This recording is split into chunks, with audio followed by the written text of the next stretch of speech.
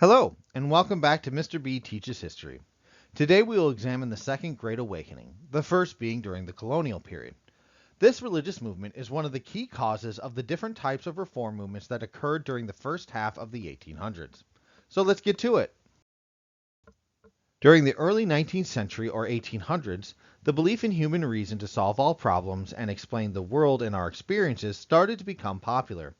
Known as rationalism, this caused a reaction in religious communities and the spread of revivals as a reaction.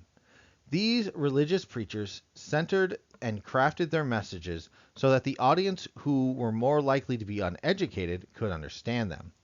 They preached that all had the opportunity to be saved, and this idea was attuned to the democratic society where everyone, or almost everyone, had the right to participate. These revivalist preachers caused division between different Christian denominations in the United States. This religious movement actually motivates and provides the leadership for many of the reform movements in this era because they are applying their religious fervor to rationally solve the problems within the country.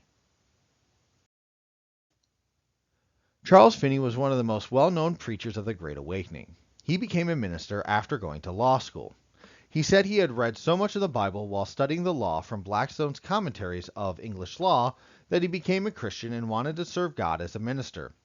His speeches and sermons appealed to many in the middle class using emotions and the fear of damnation. He preached that individuals were only saved through their faith and hard work.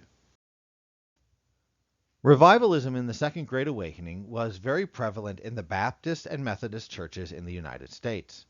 In these church bodies, they often had preachers that would travel throughout many locations. Known as circuit preachers, the best known was Peter Cartwright. These preachers were excellent at activating the faith of many people where they traveled, including many people who never belonged to a church.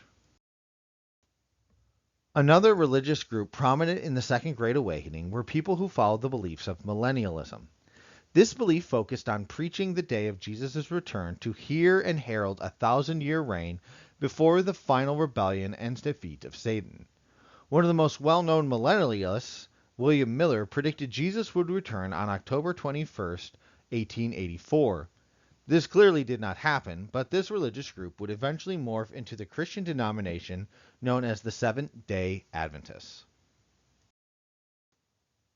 Started by Joseph Smith, the Church of Jesus Christ of Latter-day Saints, or Mormons, centered their religious beliefs on a set of scriptures that he translated from supposedly golden tablets.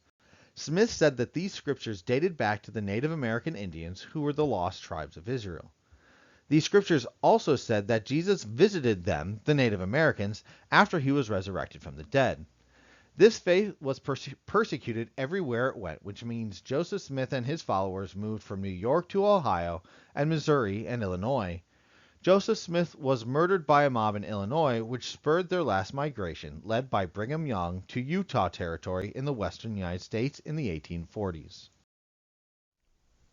If you have any questions, comments, concerns, or clarifications you would like to make about this lecture, please leave a comment below. If you learned something new, please consider leaving a like.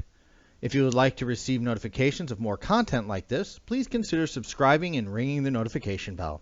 If you would like to support this channel and creator financially, please check out the links in the description for merchandise or sites that will provide me direct financial support for the work of this channel. Thank you for your time and have a great day. Class dismissed.